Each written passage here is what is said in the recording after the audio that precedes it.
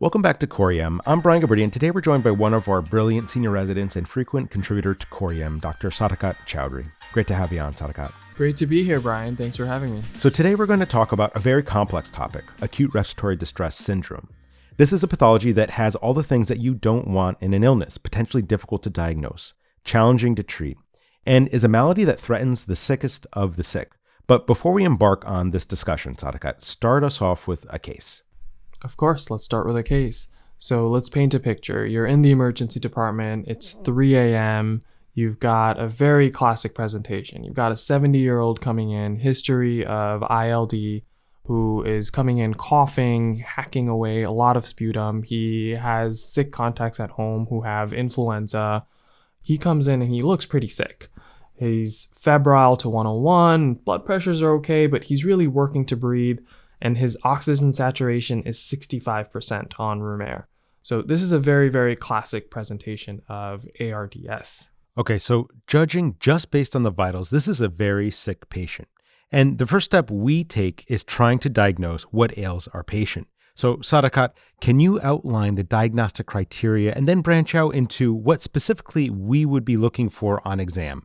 What might be useful in labs, and how we are using imaging to help clinch, to the best of our ability, the diagnosis of ARDS? Of course. So ARDS is essentially non-cardiogenic pulmonary edema, and the diagnostic criteria that we typically use is the Berlin criteria, which has four major components to it. So the first component is acute onset. It has to be within the last 7 days. The second one is diffuse bilateral infiltrates on chest x-ray, which is notoriously subjective. The third component is it shouldn't be due to heart failure. And the fourth component is that it has to have a P to F, the PaO2 to FiO2 ratio of less than 300. And we can get into the nitty-gritty of different severities of ARDS. Mild ARDS is P to F 200 to 300. Moderate is 100 to 200, and severe is less than 100. One important thing in defining ARDS is when you are taking the P to F ratio, you typically have to get an ABG in order to be able to tell the PaO2. ARDS is very, very common, especially in ICU patients. It tends to happen in up to 23 to 25% of mechanically ventilated patients, and the mortality is very, very high. Mortality is usually because of multi-organ failure and tends to happen in 35 to 45%. So the imaging that we're getting for a lot of these patients down in the ED include point-of-care ultrasound, includes an X-ray, chest CT. As I said, it's fairly notoriously subjective on chest X-ray, but the reason it's subjective is because you want to be able to tell apart pulmonary edema due to a cardiogenic cause versus due to ARDS. And when we focus these patients in the ED, cardiogenic pulmonary edema tends to have B-lines throughout the entire lungs versus with ARDS, it's more patchy. And similar on chest CT, cardiogenic pulmonary edema tends to be diffuse with a lot of septal thickening and pleural effusions versus with ARDS, it tends to be more patchy with dense consolidations and otherwise normal lungs. With this gentleman that we described before, he has ILD, so he's not going to have great lungs at baseline. Right, and this is an important point, that ARDS may not be the solitary diagnosis that afflicts these patients. But let's take a step back for a moment and delve into the pathophysiology as well as identify the patients at highest risk for developing ARDS. And this understanding will hopefully enable us more accurately to determine which individuals warrant particular attention for ARDS. Yeah, the pathophysiology of ARDS exists in different phases. So the first phase, which is really the damaging phase, is the exudative phase, where you have a lot of immune-mediated alveolar damage, you have a lot of pulmonary edema, a lot of cytokine release. Then the proliferative phase is where you have reabsorption of that edema. The fibrotic phase is unfortunately why patients end up on mechanical ventilation for such a long time. When you have fibrosis of the lungs, you can prolong the ventilation. In terms of what causes ARDS, there's a lot of different causes for it. There's direct injury and there's indirect injury. The most common causes are typically infection, typically pneumonia, but other direct causes are toxins, aspiration, trauma, or drowning. And some indirect causes include pancreatitis, transfusions, drug side effects, and even DIC. Perfect, Sadakat. And to circle back to the tests that we're getting, there's going to be a lot of overlap with our infectious workup, with the possible difference in imaging, meaning we're looking for B lines on ultrasound and considering a CT chest to get a better look at the lungs. And at this point, we likely have our diagnosis more or less pinned down, and we can start talking about management, which is intricate to say the least. A lot of times we are starting some of these interventions as soon as the patient comes through the door and we see the vital signs and general appearance of the patient. But let's go through the components of management one by one, Sadakat, starting with fluids. Fluid management in ARDS is difficult. The FACT trial shows us that you want to maintain a conservative fluid balance and you want to perform your fluid resuscitation in conjunction with looking at the patient's clinical status. So that means making sure to listen to the lungs, using POCUS in order to take a look at the size of the IVC, because these patients can get fluid overloaded very quickly.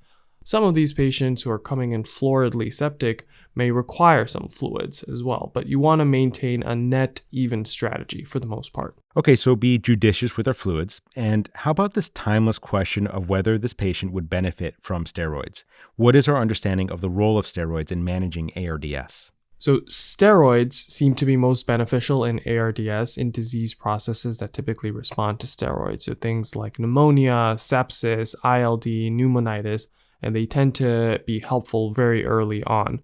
There have been a couple of studies that have looked at methylprednisolone as well as dexamethasone. The DEXA-ARDS trial looked at dexamethasone specifically, and they looked at early initiation of steroids, meaning within the first 14 days. Okay, so now we can move on to oxygenation, which is, as expected, the most complex part of the management for these patients. So let's outline how we are approaching this aspect of care and the recommendations as we escalate our interventions. So when we talk about oxygenation in ARDS, we're really talking about non-invasive versus invasive oxygenation. So in the non-invasive camp, we have high flow nasal cannula and we have BiPAP, both of which have been shown to reduce rates of intubation in ARDS. High flow nasal cannula, specifically in the Florali trial, has been shown to be very helpful, especially in patients with pneumonia or a high sputum burden. And patients who can tolerate BiPAP, aka patients who are not aspiration risk, don't have huge sputum burdens, BiPAP has also been shown to reduce intubation risk, especially in the RECOVER-RS trial. And in the invasive camp, we have mechanical ventilation. And there's a couple of goals that we have with mechanical ventilation, including the oxygenation goal, the ventilation goal, tidal volume, PEEP, and the plateau pressure goal. So in the oxygenation goal, we want to maintain oxygenation with a SAT of 88 to 95%, meaning a PaO2 of 55 to 80 on your ABG. We want to avoid hyperoxia in these patients, and you can titrate your FiO2 as well as PEEP to match this oxygenation goal. The ARDSnet trial, huge trial looking at mechanically ventilated ARDS patient, has a great table on how to titrate the PEEP with the FiO2 to maintain that oxygenation that we'll put in the show notes. In terms of your ventilation goal, it's okay to be a little bit hypercapnic as long as the pH remains above 7.2. The problem with hypercapnia in patients who aren't mechanically ventilated is they start to get very somnolent with high PCO2s, but with patients who are mechanically ventilated, it's okay to maintain a permissive hypercapnia with these patients. Just making sure to not allow this permissive hypercapnia with specific patient populations, including those who have RV failure or elevated ICPs. In terms of your tidal volume goal, a lower tidal volume, so 6 cc's per kilogram of ideal body weight, and I highlight ideal body weight here, meaning depends on the patient's height and gender. A lower tidal volume of 6 cc per kg has been shown to be more beneficial versus a higher tidal volume of 12 cc in the ARDSnet trial. And this is something that we call lung protective ventilation. So the reason that we try to maintain a low tidal volume is to avoid barotrauma, because barotrauma can lead to a lot of issues in these patients who are mechanically ventilated for a long period of time. And Some surrogates that we use for patients who are mechanically ventilated are the plateau pressure and the driving pressure, which are surrogates for transpulmonary pressure. So the driving pressure is the plateau pressure minus the PEEP, which we want to maintain at less than 15. And the plateau pressure, which we can calculate with an inspiratory hold on a ventilator, we want to maintain less than 30, again, in order to prevent barotrauma in these prolonged mechanically ventilated patients. Okay, Sadakat, so far, I think it'd be fair to say with respect to management, we don't want to overdo it, but we also don't want to underdo it. So avoid hyperoxia. Don't flood with fluids. High flow nasal cannula may get them through the pulmonary insult without having to intubate. Low tidal volume ventilation, and try to keep PEEP low. Now, how about when these measures aren't enough? What then? So when these measures aren't enough, then there are some other things that we can do, and this may happen in the ICU versus the ED depending on how long patients are boarding, but these patients tend to get dysynchronous with the vent very, very quickly. They may have flow hunger, not get adequate tidal volumes, maybe breath stacking, whatever the case. We want to make sure that these patients are not dysynchronous with the vent, so we want to sedate them effectively, and we want to maintain a RASS goal of -2, -3, even down to -4. There are salvage modes of ventilation, including APRV for refractory hypoxemia. Just being careful not to initiate APRV on patients who have COPD or asthma just because of the increased I to E time. But good optimized ventilation and sedation is key in these patients. And when that doesn't work, then you can move on to paralysis. Paralysis has been shown to be effective in early ARDS when within 48 hours, but if you paralyze someone, just be careful to make sure that they're adequately sedated before paralyzing. If paralysis doesn't work, then the next thing that you can try is proning. And the reason that proning may work is because our posterior lung tissue becomes de-recruited early on in the disease because patients are supine all the time. There's a lot of gravity-dependent fluid, and typically the amount of lung tissue is greater posteriorly than it is anteriorly. So proning helps ventilate and recruit this lung tissue a lot more. But remember, you should not prone someone until you have optimized them on the vent for at least 12 to 24 hours, meaning making sure to adequately sedate them, paralyzing them if necessary, and only then should you consider proning. If proning doesn't work, there's also inhaled pulmonary vasodilators. There isn't a lot of data on this, and by inhaled pulmonary vasodilators, I'm talking specifically about inhaled nitric oxide and epoprostenol, which may not be available in all hospitals or emergency departments. There hasn't been a lot of trials on this, but it can be effective in refractory hypoxemia and ARDS. If all of this doesn't work, then really the only thing that you're left with is VV ECMO.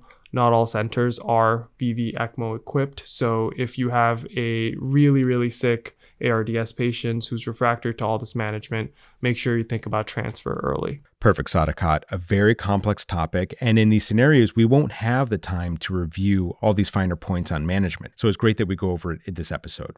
Now, let's move on to some take-home points. It is critical that we keep ARDS in mind when we evaluate patients who are gravely ill. This can be difficult to diagnose, but one tool that is used is the Berlin criteria. But also understand that this may not be a solitary diagnosis. The patient may have multiple pathologies leading to their presentation. One of the difficulties in evaluation of these patients can be distinguishing cardiogenic pulmonary edema from ARDS on imaging, such as CT and bedside ultrasound. And also keep in mind that these patients may have both. Be judicious with fluids and know that some patients may benefit from a conservative approach here. Consider steroids if it has a role in treating the underlying pathology, and don't forget prompt antibiotics if infection is suspected. We must be very deliberate in our approach to oxygenation and ventilation. Try to avoid hyperoxia. Attempt to achieve lung protective ventilation with low tidal volumes, and refer to the ARDS net table as you adjust PEEP and FiO2 in your intubated patients. Finally, these interventions may not be enough to save the sickest of our sick patients. And know that, as Dr. Chowdhury discussed, there are measures beyond these that we should consider in concert with our critical care team. Okay, that'll do it for this episode. Sadakat, thanks so much for joining us and reviewing this essential topic. No problem, Brian. Thanks for having me.